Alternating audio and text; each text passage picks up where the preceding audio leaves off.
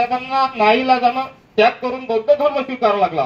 परंतु बाबासाहेबांनी संविधानात अशी तरतूद केली की प्रत्येक माणसाला आपल्या धर्माचा उपासना स्वातंत्र्य दिलं, भाषण स्वातंत्र्य दिलं।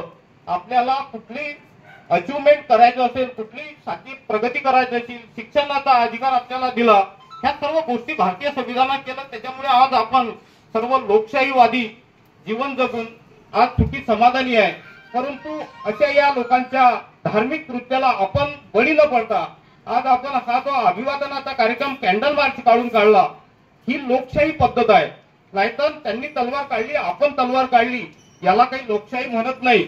आणि तलवारीनं कुठलं आज युद्ध जिंकल्या जात नाही, संवादानं कुठल्याही गोष्टी साध्य होतात। या ठिकाणी आपण सर्व या रॅलीमध्ये सहभागी झाले त्याबद्दल तुमचे आभार मानावे असं मलाही काही वाटत नाही।